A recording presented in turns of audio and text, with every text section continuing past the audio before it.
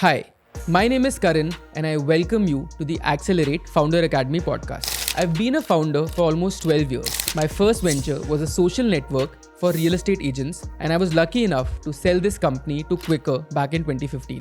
My second venture was a D2C health and wellness brand where I did over 50 crores in bootstrapped revenue in 5 years. Over my journey of building these two companies, I realized that I was able to go to 0 to 100 crores twice, but was never able to build something very, very large. And that's when the genesis of ACLR8 happened. At ACLR8, we are trying to build the Y Combinator of consumer brands and consumer enablers in India. We believe that if we can offer early stage founders a little bit of capital and then support them with community, mentorship, GTM, and partnerships, we can help them build large brands.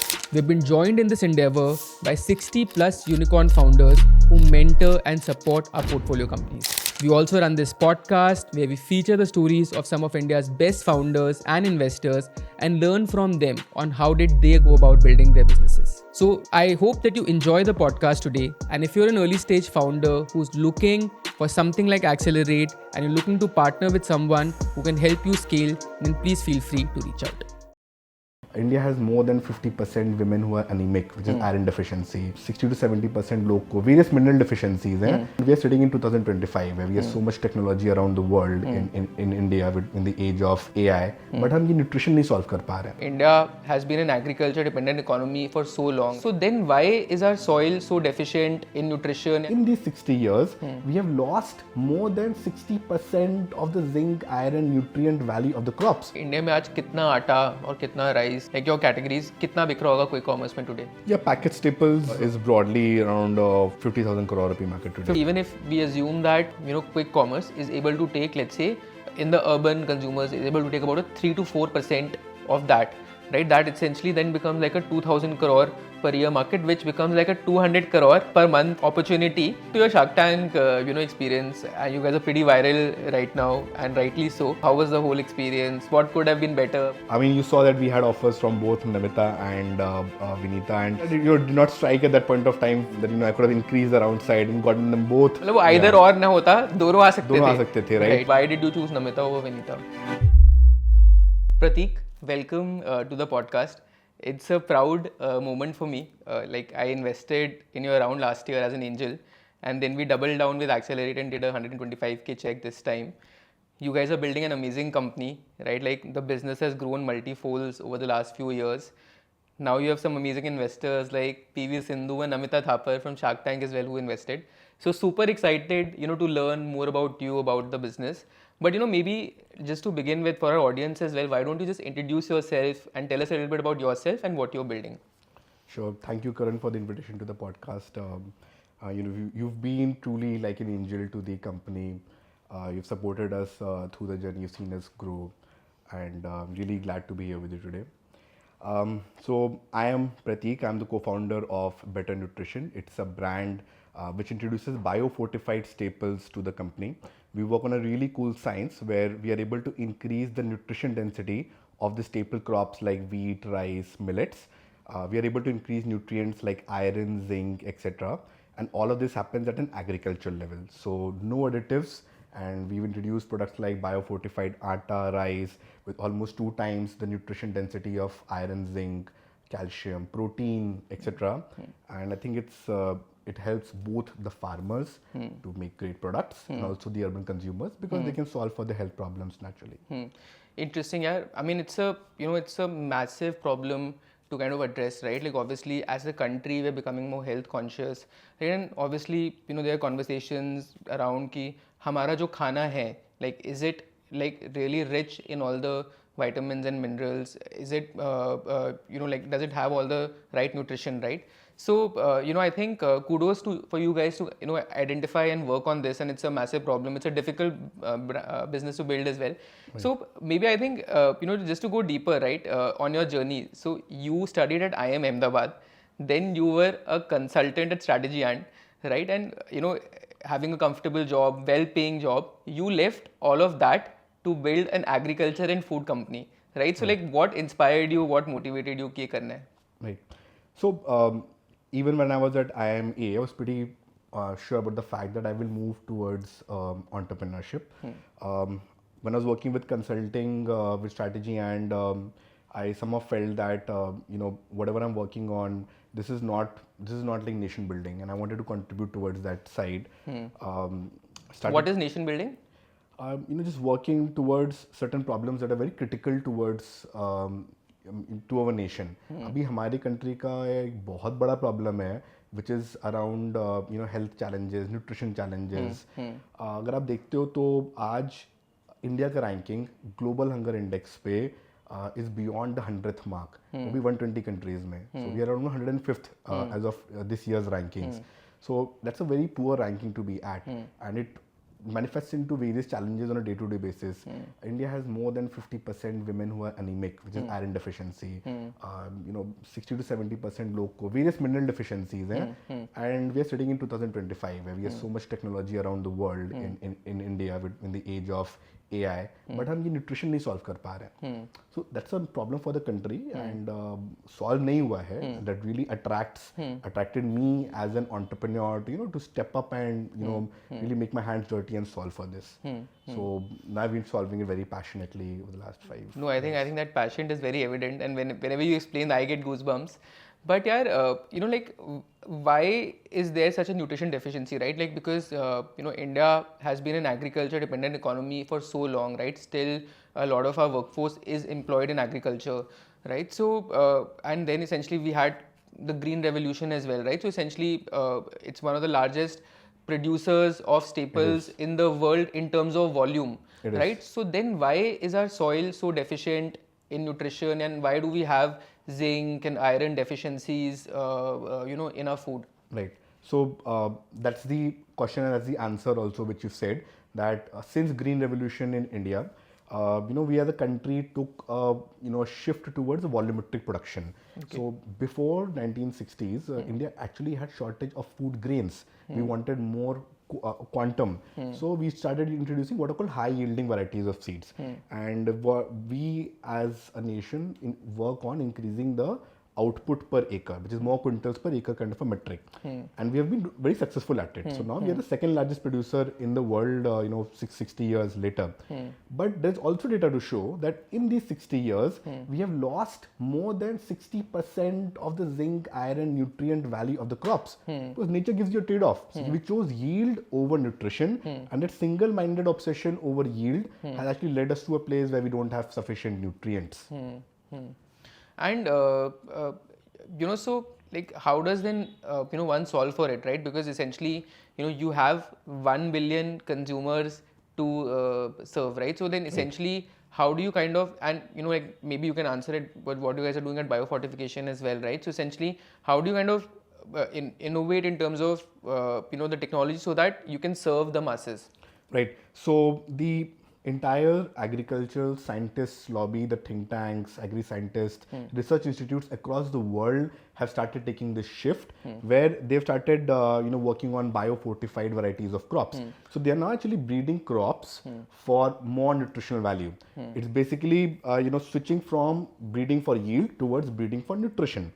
But when we researched this space, we found that this innovation was getting stuck at a researcher's level, and at so science. There have been initiatives by Government of India as well. Yeah. So if you look at, if you simply Google PM Modi bio-fortification, you will see that even Prime Minister Modi, it's the Indian Council of Agricultural Research, National Institute of Nutrition, Indian Council of Medical Research, everybody, and even World Health Organization, everybody has been saying that, look, the way to solve for the world's nutritional problems in the long run is a technology like bio-fortification, and we can reverse, go back to the pre-green revolution era and increase the nutrition density of the crops. Okay. So the technology is available, but then but will that be able to serve the volume of demand as well?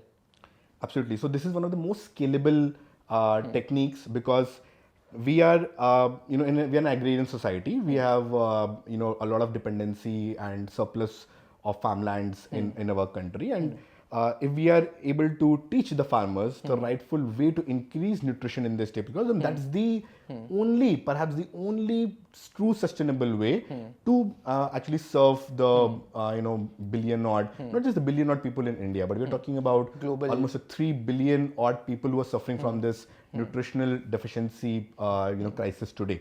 Got it. And yeah, like, so you also, like that nutritional deficiency can also be supplemented, right? So like, aaj ke date mein, like you have fortified atta, and you'll have like brands like Ashirwad and all, like, which are like 10,000, 15,000 crore companies, selling these products. And then obviously, like people take protein supplements, take otherwise vitamin supplements as well, right? So wo tum supplement bhi kar sakte ho, right? So like, why do you need bio-fortified food and versus doing fortification through supplements or through other products? Right. So up till now, we have been working on this mechanism where that once we identify nutritional deficiency, we use medicine, supplements, possibly fortified foods has been a solution. India has worked on, for the last 3 decades, we have worked on introducing iodized salt.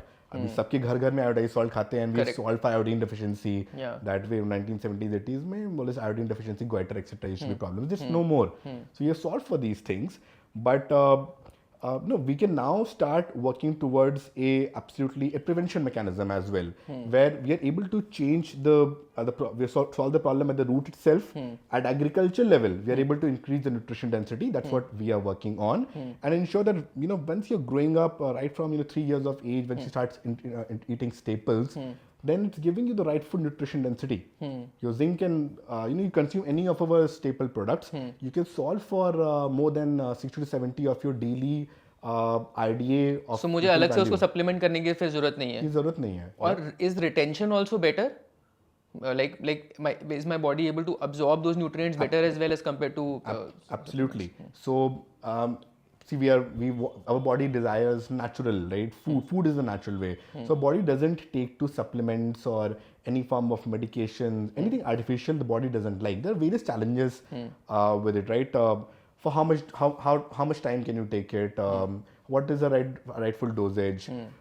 Is it being absorbed? Or is there loss of nutrition? There are various problems. When you are cooking it, is it like अगर तुम fortified आटे से खाना बना रहे हो तो उसमें retain हो रहा है नहीं हो रहा है? You're overheating it. Right? All those problems are there. You need to stop it after a certain point of time. You can't do an excessive. But at better nutrition, we are simply creating food of a better quality. So you're just absorbing it. Your body goes to something called homeostasis and it is able to absorb the right food nutrients through food and flush out everything else. So you're not introducing any extra free radicals, nutrient radicals into your body which could have other side effects. Got it. So this is the best form of solving for nutritional deficiency through food. Got it. And how is this technology different? Like from a growing, when you're growing the product as well, right? And तुम लोग तो farmers के साथ काम करते हो and actually you grow the produce and then you kind of sell it in your own brand, right? So fortified food versus bio-fortified food, like how is the growing process different? Like what do you guys do separately? So any forms of food fortification, right? It's a total industrial process. So how it works is that you get the standard produce from the farmers, which is grown for its taste or yield, and then at an industrial level you would add nutrient premixes to it, and that becomes fortified food. But in bio-fortified food, you just have a seed change. So instead of high yielding variety, you introduce a bio-fortified variety, a high nutrition variety. Okay. And you ensure, we ensure a couple of other practices that the soil itself is more nutrition dense. So soil fortification happens. So now imagine that you have a seed, which is a powerful seed that is growing up. It has the capability to absorb more nutrition, and its environment has been given more nutrition. So when the grain is, forming, it becomes, nutrition dense grain. And at that level itself, you have nutrition dense products, and you've made the farmer an entrepreneur as well, because the farmer is creating something which is desirous for us as urban consumers, and they can get a good price for it as well. They can charge a premium for it. Yeah. And why has there been no initiatives from the government on this side to kind of scale up this technology? Like you said, that PM Modi is talking about bio-fortified foods as well, right? So like why do we need companies like Better Nutrition to do this, and why has not it been done at scale by with, let's say, government schemes? Right. So government's efforts are predominantly around development of seeds and promoting these seeds to the farmers. But from the farmers' side, there needs to be enough incentive for them in order to actually grow this. And that incentive will come when we as urban consumers are willing to pay that premium. And for that, we need that awareness first. So, it's a cycle which needs to be completed. And that's what Better Nutrition is doing. So we are an end-to-end supply chain. We work with farmers on one hand side. We are educating the urban consumers on one hand side. And now we have, we have industry experts like PV Sindhu. We have Master Chef Pankaj Badoria. Who are creating the awareness. The awareness, right? And therefore, because of this new consumer demand that we are able to create, for every product that the consumer is buying from us, we are passing that premium back to the farmer. And that's a strong incentive for the farmer to actually start producing these crops. So we're completing the cycle. No, यार, I think जो ये category creation type के businesses होते हैं, like especially like yours, right? उसमें like you have to kind of go through this whole cycle, जहाँ पे तुम like पूरा you're looking at it from a supply chain perspective as well, but तुम like then you're also trying to create the awareness in the consumer's mind, and it takes years and years to kind of do that. But talk to me about the day-to-day workings with farmers, right? Essentially, I think you work with a community of 500 plus farmers today. Like you grow your own produce in UP and Lucknow. Yeah, 500 farmers was in year one. Okay. Today we are working with more than 15,000 farmers. Wow! So I clearly need to update my I need to have more conversations with you. But 15,000 farmers के साथ you're collaborating, you're giving them the seeds, then you're giving them high, rich, fertile soil जिसमें वो grow कर रहे हैं, right? So how does it work? Like what are some of the challenges you see on a day-to-day basis working with farmers? क्या उनका livelihoods improve हुआ है on working with you, right? Like how much time does it take to kind of grow the produce? Right. So it's of course governed by the agricultural cycles, and typically an agricultural cycle is around 5-month period in our country. So when I've worked closely with the farmers, I've seen that they are quite entrepreneurial in nature. So farmers का business है farming, and they want to generate more income out of it. That's what they are looking at, like how we are running it as entrepreneurs. And they are, so if your new idea is introduced to them and you're able to show them some proof of concept, you get their buy-in, then it replicates also very quickly. And there are network effects. The network effects. And I've seen that within the farmers, there is a certain section of farmers who are actually willing to take the risk and try something new, contrary to the entire risk-averse mentality. Of course, it is there, but there are sector of farmers.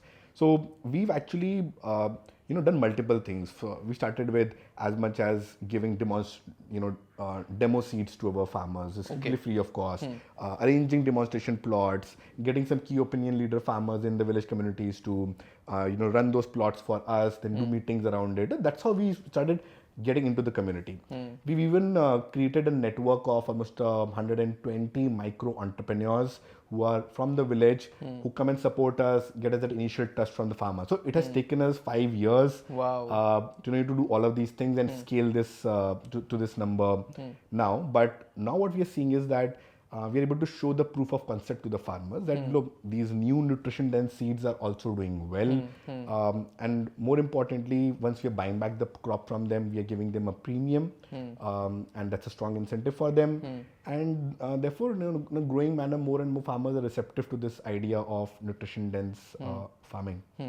And have you seen their now when partnering with Better Nutrition, have you seen their income levels, their livelihoods improving? Yes. So for a typical farmer, we are able to impact their economics by around 15 to 20%, which is mix of helping them reduce some costs, which is on, let's say, nutrient application, ensuring that we are doing a judicious usage of nutrients by doing soil tests, etc. for our farmers.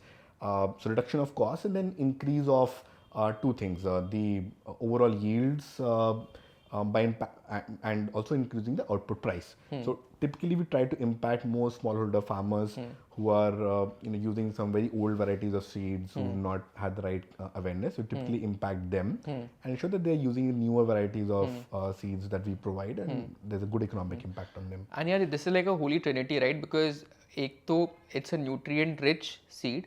Then essentially you're saying that आप लोग yield भी increase कर रहे हो, and then you're kind of giving them a higher output price also, right? So you're working on all aspects, on this. Another very important aspect which we are really proud of is the entire nutritional awareness that we bring to these communities. So most of the farmer meetings that we hold, typically the dialogue is around that how, so see, farmer is the first consumer of this crop, right? वो खुद अपने घर में खाएगा, अपने बच्चों को खाना खिलाएगा.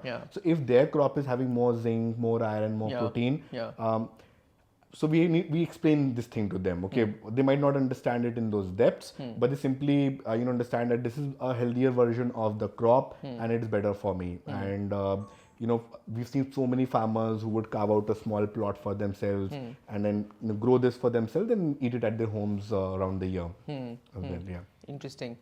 And I think we obviously hear it in the circles, and obviously बहुत सारे in the government circles as well, people say ki our goal is to double farmer incomes, right? Essentially with this technology, you're able to improve their livelihoods by 15 to 20%, right? Yes. Do you think there could be a scenario where we could reach a time where we'll double farmer incomes, right, with bio-fortification or with better technology? Right. I think this technique of bio-fortification is actually one of the most effective ways to impact farmers' incomes, because now we are creating produce of a higher quality. So it's a sustainable means to ensure that the farmers are producing something which is more in line with the urban consumer's demand. So an urban consumer doesn't really care about how much, what's your yield, right? How many quintals are you cutting out of your acre? But we would be really concerned with when we eat the produce, how does it impact our body? Are we getting the right food nutrients? Yeah. Is my child getting the right food nutrients? Are my parents getting the right food nutrients? That's important. Yeah. And if we are getting that product, we would be able to pay a premium for it and pass that premium on. Yeah. So that's the space. That's the new. We had green revolution, but this is now the new next nutrition revolution. It's it's an agricultural revolution 2.0, which we are working upon. And it is the most sustainable way to increase farmers' income going ahead. And just say you work with 15,000 farmers, over the next few years, what is your vision? How many farmers do you think you can work with? We want to impact as many farmers as we can into our journey. That's definitely the long-term vision of the company. Right now, we are one of the only players, I would say, who are leading this revolution. But we recently had Shark Tank appearance. So this will come into the public limelight as well. Yeah. And what we really expect is that more and more companies will start using bio-fortified ingredients into their products. Some of the incumbent traditional brands will also carve out verticals where they are introducing bio-fortified staples. So once all of that happens, I think as a community we'll be able to impact more and more farmers, which is ultimately the goal. And we say just for my understanding, how many farmers would be there in India today? Who would be doing staple crops like wheat, paddy, rice? See, at a primary level, we have more than 40% population which is deriving something out of the this on the agricultural allied sector. But broadly, we have more than around 16 to 20 crores active farmers in the country today who are actively consuming, producing on farmlands. Got it. So I think it's a massive opportunity for you to impact. One thing, little off topic, right? But obviously, farmer protests has been a conversation in in today culture, right? So and one of the things about farmer protests is MSP, right? And essentially farmers are looking at an MSP guarantee and are looking at legal protection and warranties around this. So having worked with 15,000 farmers, right? What is your view, right? Should we have an MSP guarantee? Should the government introduce, or what are some things that we can do around that?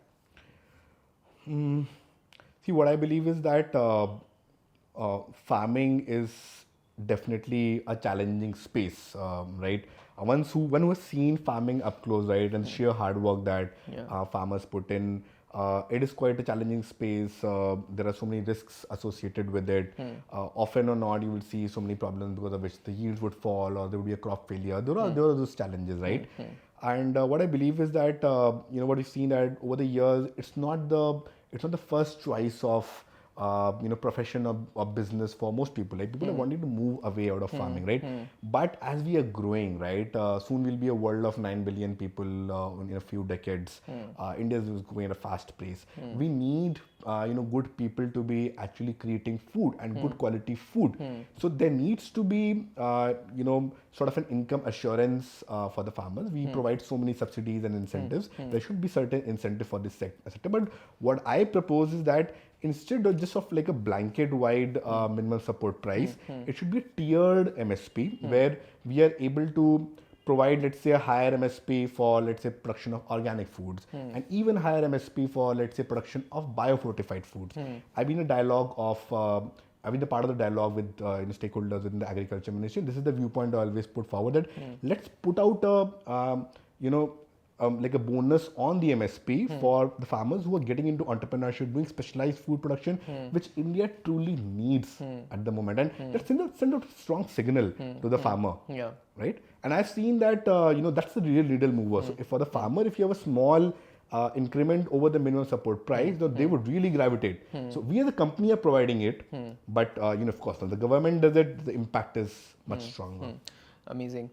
कितने साल लग गए ये पूरा करते हुए इस journey में working with the farmers, getting all of these insights, growing the produce, convincing them, building the network? Yeah, it's almost our 7th year now. So couple of years of pure, just a dipstick into the market, working around the R&D partners, sourcing the materials, so time spent around that. Then just building and scaling the supply chain, and very recently we've introduced the urban consumer brand, which is after a lot of testing. So typically we have to check 3 different things, that whatever varieties of crops we are consuming, we are using for our better nutrition brand, they should have the farmers' acceptance, they should have the Indian consumers' acceptance for taste, the Indian palate, etc., and then they should be strong on the nutritional values. So now we've been able to break barriers across these 3 things, and after that we have been able to introduce urban consumer products.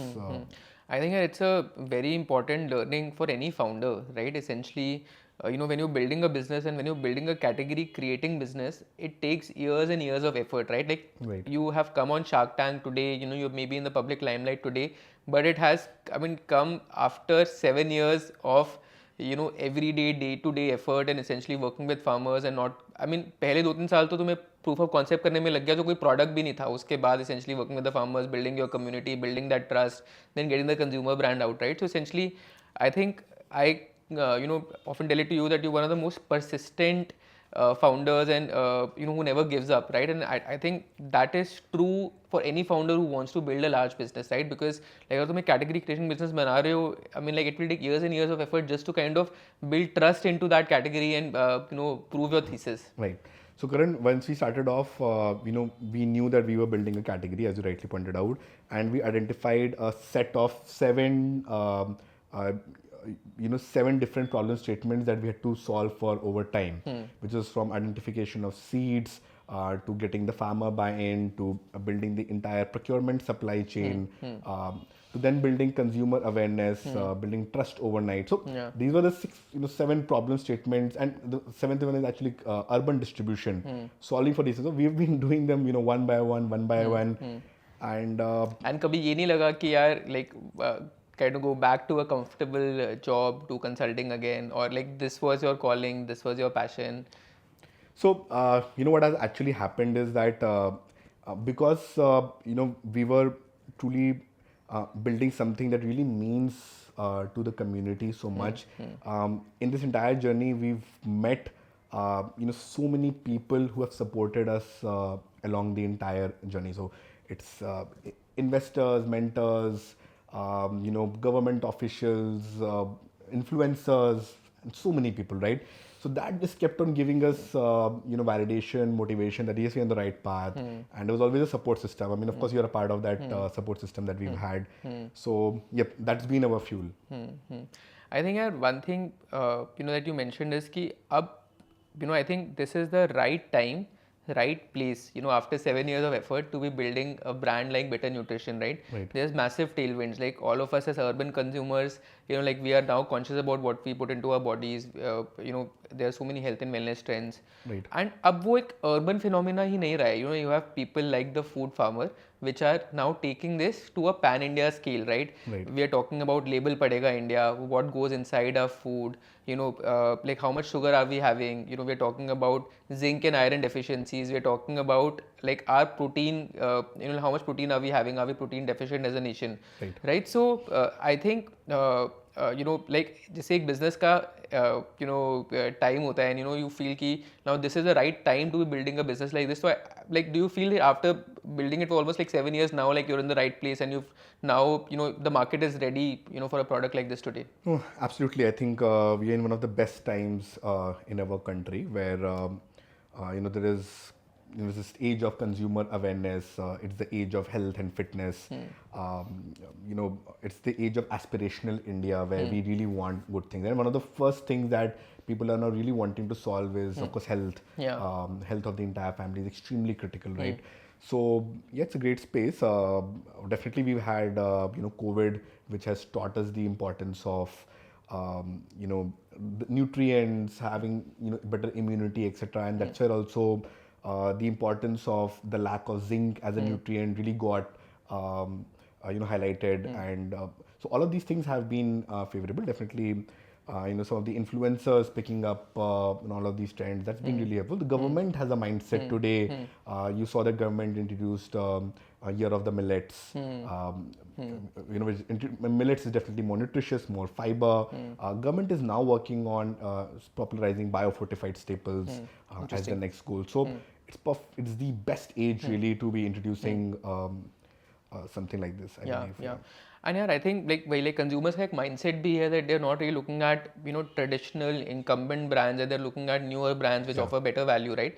So from a consumer point of view now, like just talk to us about the staples market in India, like atta, rice, wheat, dal, right? So essentially, who are some of the biggest players, and how does Better Nutrition compare or compete with them?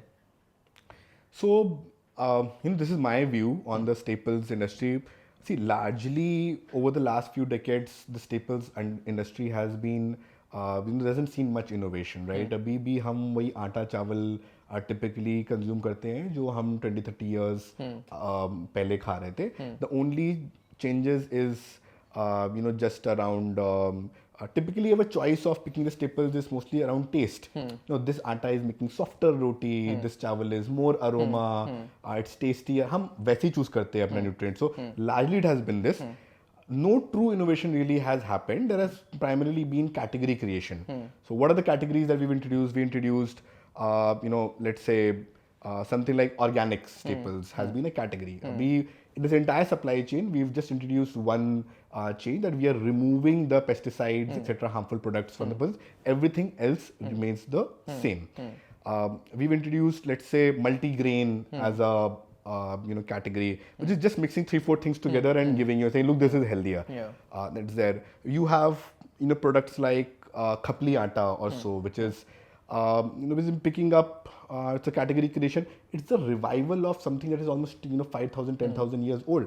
As a humanity, we have the civilization, we have left it like millenniums ago. We left it as a product because it's not really efficient for the farmers, right? The yields are low, the production process is not in line with modern farming today, right?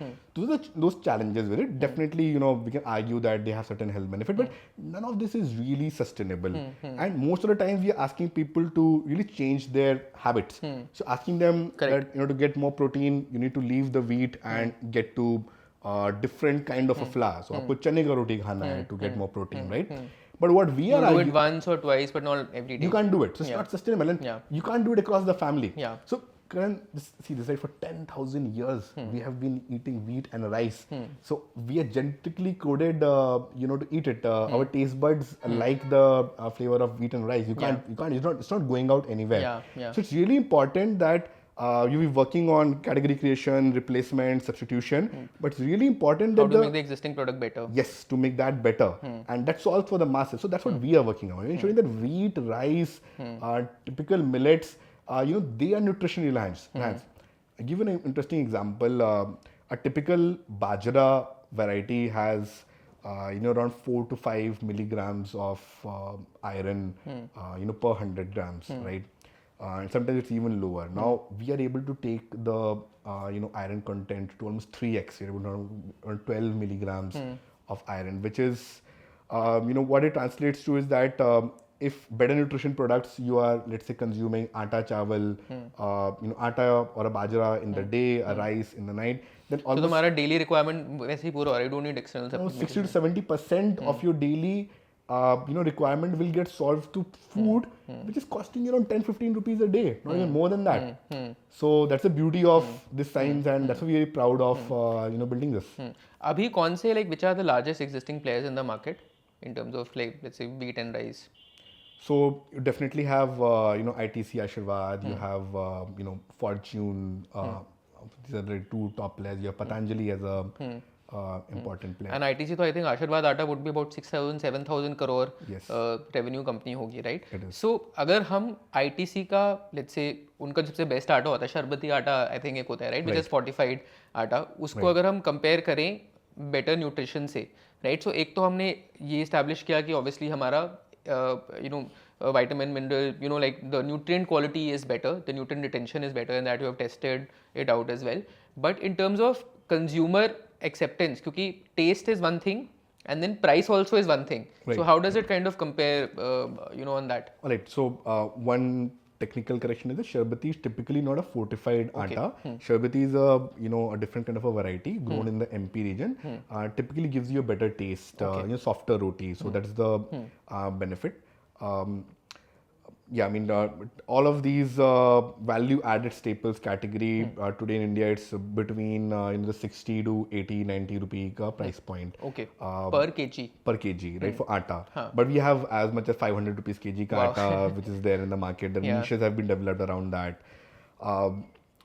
So what we are trying to be is a product that also appeals to the masses. So we are not positioned or priced as a product which only a select few can afford and eat. So we are around this value-added category, which is typically between the 80 to 100 rupee kind of a price point. And our vision is that as we scale, we are able to drive down this price and ensure that this reaches to most people. And since we are an agriculture innovation buying directly from the farmers, our cost structure allows us to grow and become that scalable. Yeah, and I think ये बहुत interesting है because I think I have invested personally in multiple FMCG businesses, right? So essentially what I have seen is that businesses which go from let's say 10-15 crore to 60-70 crore to 100-200 crores as well, जहाँ पे scale मिल रहा है वहाँ पे premiumization is not more than 25 to 30% of the existing price, right? So consumer is willing to pay for premium even in Bharat tier 2, tier 3 cities in general trade, modern trade, but 25 to 30% price gap आपके around you से ज़्यादा नहीं, right? So I think because you are in that price bucket, I mean it's still a new product for the consumer to try better nutrition actually, and then obviously the taste and all, as well as like from a price perspective, it doesn't burn a hole in their pocket and they can have it every day. Absolutely. And while we're talking about this percentage, so we're falling within the 20-25% bracket, at least compared to the value-added category. But if you really see that from a base, from a whole impact onto your monthly budget, it's not much. So you're talking about 300-400 rupee change. We're talking about a family of two, which is consuming 1,000 rupees staples. I'm going to 1,400-1,500. That's it. Amazing. And the impact is massive because one needs to really also see that if you are consistently not solving for your nutritional deficiency, then you will run into healthcare problems and your burn would happen on healthcare in the long run, and that's massive. So that's why we're moving towards more preventive methods, healthcare today as compared to reactive maybe years later. And interestingly, if you see almost every health problem in today's times, whether it's a neurological disorder, it's it's a heart disease, it's your everyday immunity, muscle building, all the challenges that are there. The root cause of all of these problems lies into nutrients, right? So, something like having zinc into your food onto a regular basis, it can reduce the risk factors of type 2 diabetes, cardiovascular diseases, neurological disorders by a massive percentage. Got it. How's been the consumer acceptance over the last 2 years? Like, what's been your journey in terms of numbers, like consumers reaching out to customers? Right. So, Better Nutrition brand is also about a year old now. In the first leg, we've experimented with multiple channels. Very recently, we are onboarded onto all the top 4 quick commerce brands. Okay. So we are now on Blinkit, Zepto, Swiggy, Instamart, as well as Big Basket. So quick commerce is one, and retail also. You guys do modern trade, general trade? Yes, we've experimented with modern trade, traditional trade. Going ahead, at least for the next 1.5 year, we are primarily focusing on being a quick commerce first brand. So and we are seeing that scalability coming in. So brand is seeing multiple purchase orders of higher increasing order now coming in. Typically, the consumer feedback has been really good because we have while we have focused on the nutritional value of the products, we have also focused on getting the right taste, etc. So, we often, sometimes people have really asked us this question that it's too good tasting to really be healthy, or perceived as healthy. But our varieties have been selected, 1 out of 100, and then they've qualified for urban commercialization really. So. Feedback is in general good. We have a good repeat, rate. I would really encourage people to sort of give it a try. My feedback would definitely be great, but I am myself a genuine and honest consumer of these products at home, and for me, once I'm consuming these products, there is no going back. So if I consume any other atta or rice, I just might taste but doesn't like the taste of it, and subconsciously with every bite going into my mouth, I can visualize it, okay, that I am getting better nutrients into my body, which I try to be up with my nutrition, my fitness, etc. So it's really important to me. In terms of quick commerce, like as a channel that you mentioned, right? So abhi, like, would you have an idea कि India में आज कितना आटा और कितना rice, like your categories, कितना बिक रहा होगा quick commerce में today? As a percentage, like या फिर like monthly sale कितना होगा आटा का on quick commerce today? It would be difficult for me to have the numbers. But like, would you think that this would be like a sizable number, like considering, let's say, like if we were to just backward estimate and say that India का जो आटा sales है, that could be in the range of let's say 15 to 20,000 crores, right? And would this number would be correct, right? 15 to 20,000 crores? Yeah, packet staples is broadly around 50,000 crore rupee market today. 50,000 crores, right? Crore, yeah. So uska, let's say, even if we assume that quick commerce is able to take, let's say, in the urban consumers is able to take about a 3 to 4% of that, right? That essentially then becomes like a 2,000 crore per year market, which becomes like a 200 crore per year per month opportunity in the top 4 quick commerce platforms that you are listed on. So like, is that like a goal for you guys over the next 2 to 3 years ki in platforms pe, if we can, because as these platforms are scaling, right, like abhi Swiggy ka IPO hua hai, Zepto has raised almost $2 billion, right? So there's going to be like $10 billion being invested in quick commerce platforms over the next 3-4 years. So as these platforms will grow, there's a good opportunity for us to kind of grow with these platforms over the next 2-3 years and kind of reach that sizable scale. Absolutely. I mean, there's no denying that quick commerce is one of the fastest growing channels at the moment, and it really allows us as a brand to ensure that our delivery to the consumer is one of the fastest. And our products are also delivered really fresh to the consumers as well, and that too, one of the challenge with the traditional e-commerce was that for staples brands, the unit economics weren't great, which are now favorable with quick commerce. So for all the reasons. What are your unit economics like, if like in terms of like gross margins and essentially delivering on quick commerce platform? How much do these platforms charge on a regular basis? So our partners are charging us anywhere between 20 to 25% depending on the category. That's a typical arrangement. with them, and we work on a 40% kind of a gross margin structure today. So do you think that can be increased as you go forward? Absolutely. So today, because of because of economies of scale, we are a new brand. So almost all the costs are on a higher side. But the incumbent, the traditional brands are really doing everything in a much more efficient way. So there is a good scope for what is 40% can be taken into 60% margin. Got it. No, I think it's a super exciting space to be in because जैसे हम बात कर रहे हैं customer fatigue की, right? So essentially like on quick commerce platforms you don't want to see like the same Ashirwad Atta and you want to try different brands, right? So like it's a great opportunity for better nutrition kind of pick up there and essentially try and I've been a consumer of the products the last 1 year, so I encourage everyone to try it at home as well. But एक थोड़ा मुझे और समझना था from a cash flow perspective as well because essentially this is for founders who are listening to the podcast. Let's say they're building an FMCG business or in your case, right, first of all you have to grow the produce beforehand because obviously like wheat के growing cycles एक particular time frame में ही होते हैं, so your capital is getting stuck up there.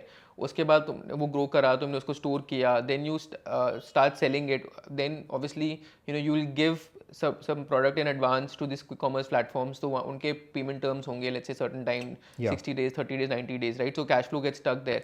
So how do you manage working capital in a business like this? So I mean, you can't change the agricultural cycles. Wheat is produced once in the country, so you need to ensure that. And if you're really conscious about buying, the kind of wheat that we buy from the farmers or get produced from the farmers, which is nutrition dense of a specific variant, specific quality, so you can't get it down the year. So you really need to ensure that at the procurement time you're able to, get access to, round the year's produce, really, right? Keep rightful buffers. So that you cannot change. But there are certain proven models where you can introduce, let's say, vending partners, vendors who are milling for you, procuring for you, and they're the ones who are inducing their working capital. So network partners in a way. Network partners, right? That's one. And similarly, you can have it on the other side as well. So, we are exploring a few opportunities where, we are not the direct seller to the quick commerce partner, but there is somebody, there's a larger distributor in place who's giving us our money upfront. Okay. And then they are the ones who are taking it to the quick commerce partner. So those models are there. As we are growing, we are navigating this space, working around. Interesting. Yeah, I would love to kind of talk about your fundraising journey as well. And, obviously we have to talk about Shark Tank as well because, that's something that has aired and you guys are pretty viral right now.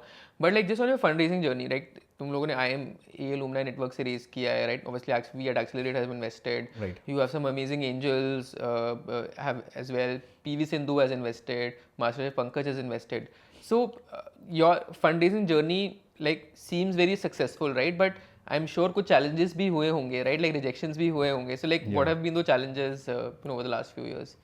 I mean, to really put it up as bluntly as I can, I think I've become a master of accepting rejection, really. And, I just picked it up from some other podcast that I was hearing that, one really needs to get comfortable with this idea of rejection if you're a founder and if you're raising, because really it's, more often than not, it's not about us as a product or as a brand or, our numbers. It could be so much about the other person's perspective as well.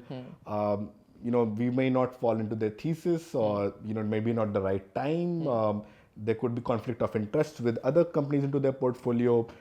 They might not as much as there's a kitty to really give you that money. So all of those things are there.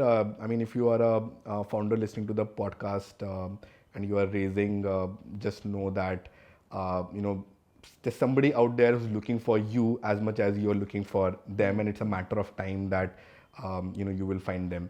So one of the best things that I've learned from some mentors that if you're not getting the right signals, you think that this investor is not going to invest, just move on to the next, because you quickly need to find the other person who is also looking out for you.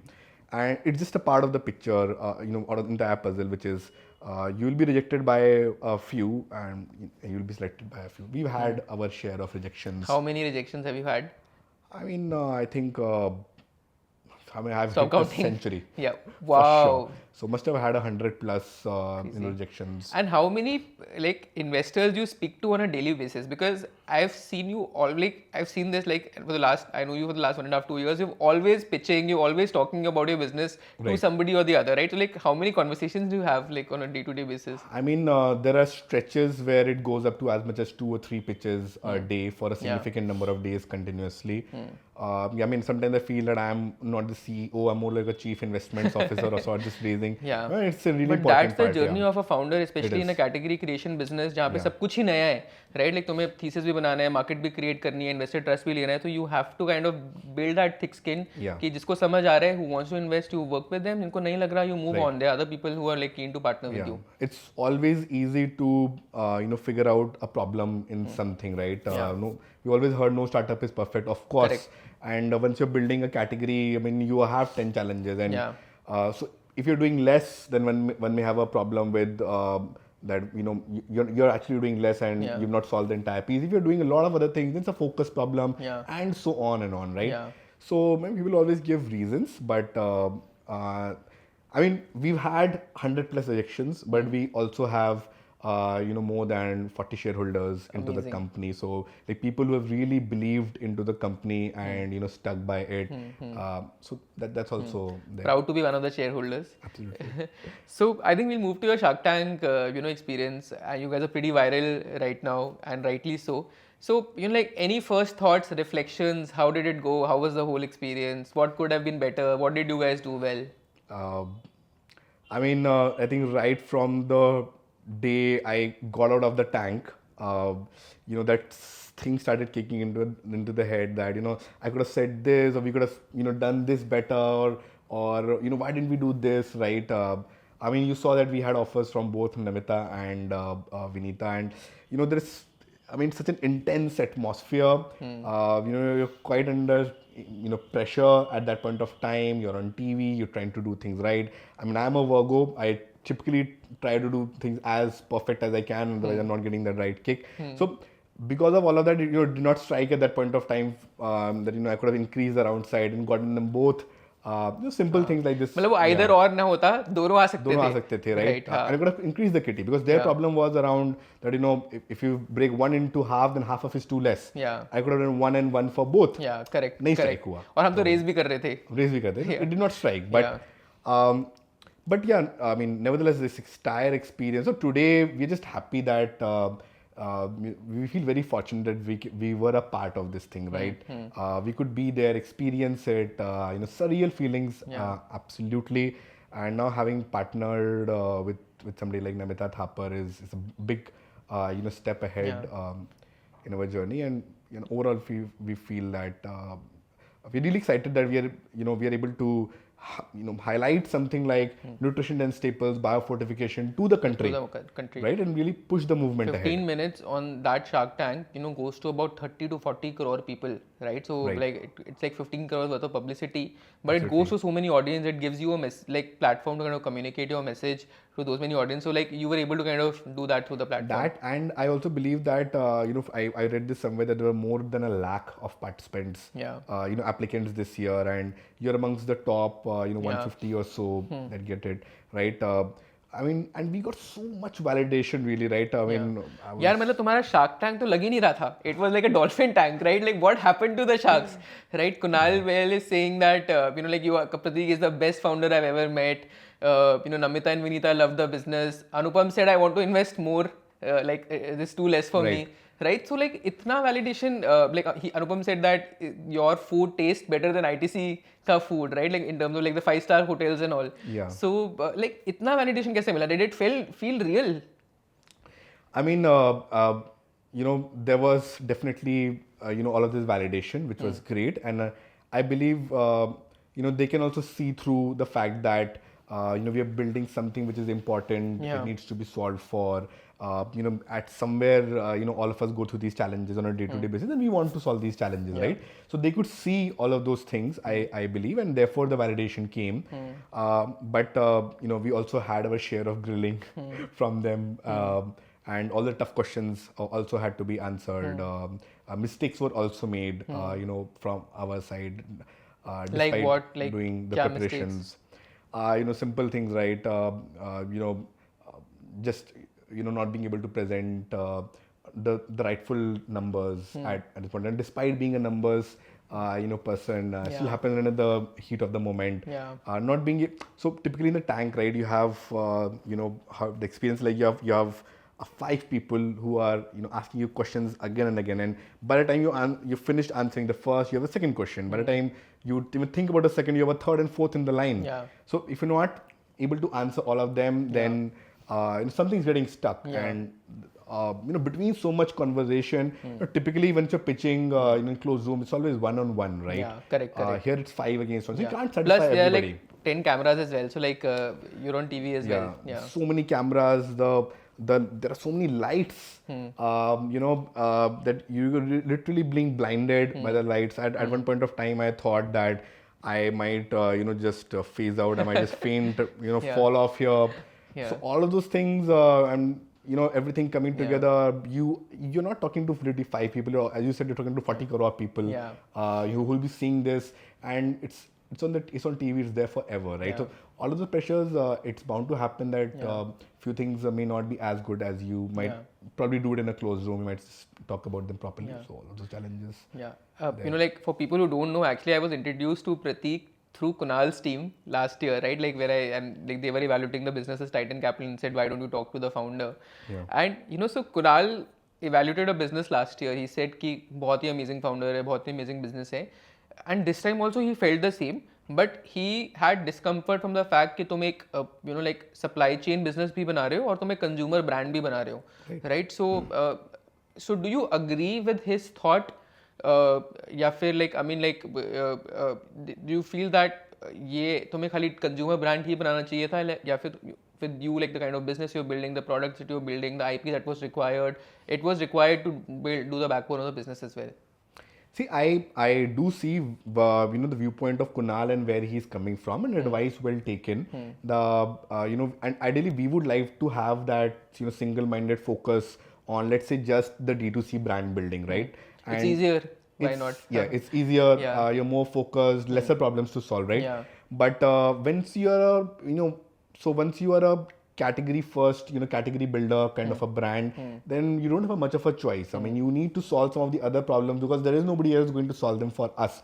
So let's flip this side, right? Supposing we are a D2C brand only, right? The moment we start scaling, some of the other questions need to be answered. Do you have a scalable supply of farmers? Do you have the rightful procurement networks? How are you validating, how are you ensuring traceability? How are you validating the nutritional value?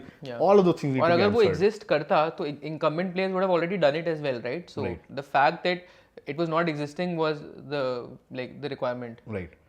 Yeah, but of course, a lot of respect for Kunal, for the Sharks, and we are mindful of the fact that going ahead, we need to have our focus in the right areas.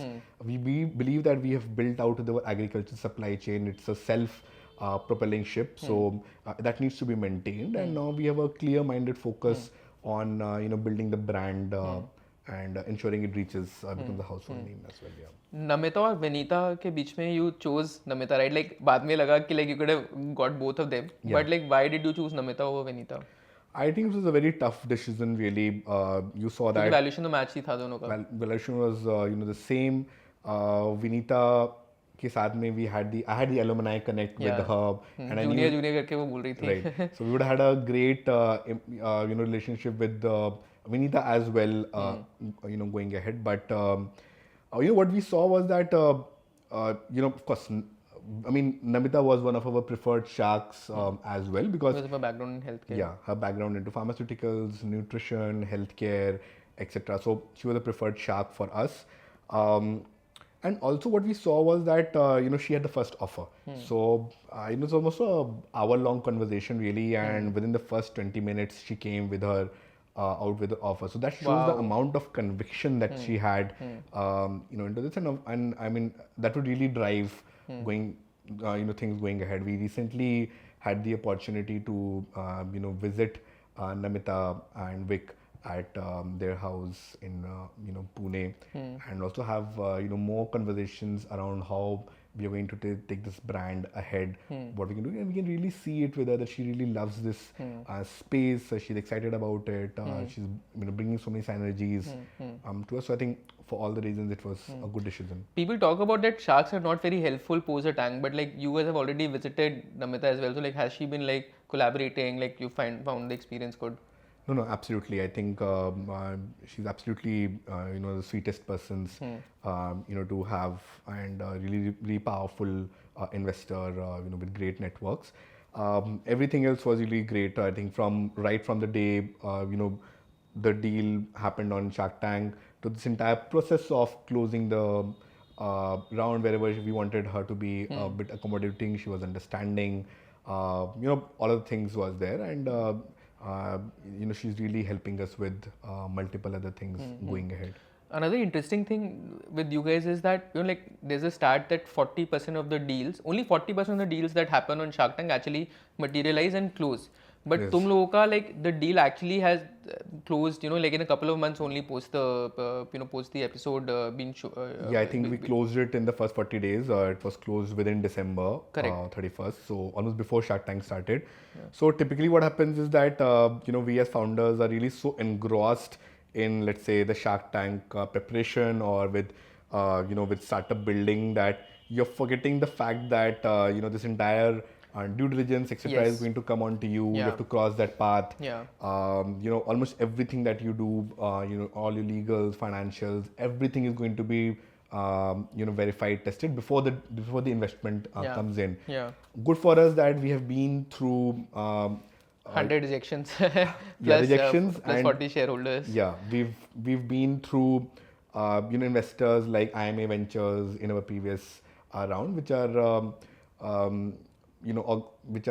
really good investors who have also done these due diligences on us. We were really prepared for what was coming to us, and we ensured that everything was in order, and we were able to close it, closely. And then, when you need to be sort of looking at the long run, you have to be accommodating to the other person's needs. So ultimately, it's a negotiation once you're doing the SHA, which means that there's a discussion on some rights and stuff. So you need to be prudent, look at just ensuring good corporate governance, and then not really looking at an investor as investor rights as something that you're giving away, but there's also things that are coming to you in return.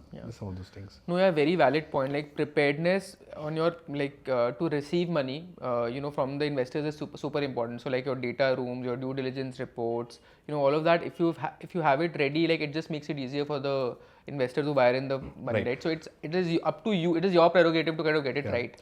So we did an internal due diligence, a mock due diligence, about 1.5 months before the actual due diligence from Shark Tank or Namita's team started on to us. Yeah. Amazing. Awesome. So what's next for GreenDay? It's been a roller coaster journey over the last 7 years. Next few years, like how do you see the business growing? I think it's probably the time to now even work harder, I believe, because it's really a land of opportunity for us at the moment. Almost everything that we really wanted to get to is something that has been now given to us. So, we have good investors, good mentors. We have the placements on, all quick commerce brands. We've done good R&D partnerships. So we got everything into place, and we just need to take this brand to the next level through so simply growing it, and just doing whatever we are doing, but better and right is what we are doing. Amazing. Prateek, thank you so much for your insights and for your partnerships. I really hope that we can build you can build a brand, and we can collaborate with you to build a brand that we're all proud of. I think as the last segment, I have this rapid fire where we try to know the founder beyond what you've shared beyond the business. So just you can answer with the first thing that comes to your mind. This somehow it reminds me of Coffee with Karan. Yes. Yeah, so this is like Coffee with Karan startup edition. So 5 people you message every day. Definitely my wife and co-founder Aishwarya. I think my day starts with Definitely my nutritionist as well, because Personal or company nutritionist? no, personal nutritionist. So you have a personal, really yeah. conscious about the nutrition angle for ourselves as well. Um, Definitely, the accounting and finance team it is really important for the business. Some of the core people in the company, general manager Umesh, who looks at the entire agriculture side, so definitely one conversation with him.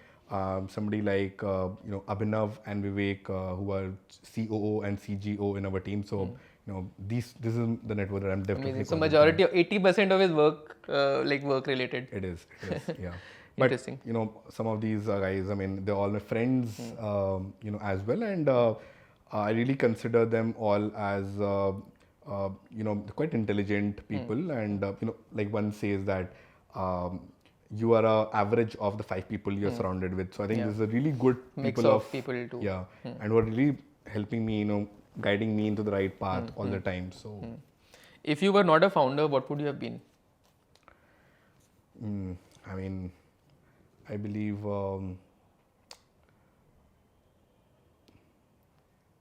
I don't really see a scenario where I'm not a founder. I think I was carved I out. asked this question to a lot of founders, उनके पास कोई answer ही नहीं होता. Like founders so embedded into their work. Yeah. I am sure I would have done some other version of a startup, maybe not something so mainstream as running a a company. Maybe you were an investor. I hope to be that one day. Yeah. Amazing. Your go-to comfort food? For me, it's like our traditional dal chawal, but I like it with baigan ka bharta as well. So, Amazing. Your proudest moment as a founder? So of course, I mean, right now it is going on Shark Tank, because not because of the deal or so, but really pushing the bio-fortification movement, which is really important to the government of India as well, and validating it for the entire masses of for the masses, and ensuring that all the efforts that happens at an agricultural scientist level, they're seeing the light of the day. We genuinely believe that efforts like this can have an impact on the national GDP of the country over a 10-year period. So right now it's like really a proud moment for us. Amazing. One influencer you would love to partner with? I think right now with the food farmer. Yeah, please, Revant, if you are listening to this, then we are looking for a collaboration. Do visit our farms. Yeah, do visit, and I mean, anybody who is really influencing in the space around health and nutrition, may not be Better Nutrition as a brand, but do look out for bio-fortification as a technology. Do talk about it. The movement is way bigger than a company or a founder. This is something that applies to all of us as a country. So, meaning whoever you are listening to this, do search bio-fortification and what is the national government's goals around this space. Do educate yourself a bit, and I think that would be really helpful. One investor you would love to have on the cap table? Kunal Behel. Kunal Behel? Because we've honestly we've had 2 opportunities now, and he has loved the business both times. He really loved the business, loved the team, everything, both sides. I mean, so now it's really a little bit of an ego within me that I really want him as an investor, and sort of taking it as a positive challenge that may not be the second time, but the third time I'm definitely getting him. And maybe as an investor, I would love to have like somebody like a Bill Gates as well, because his focus on like health and technology. Oh, absolutely. So the Bill and Melinda Gates Foundation does a lot of work around bio-fortification in general, and we would definitely love to have somebody like that. Yeah. Amazing. One thing you wish you knew before you were starting up?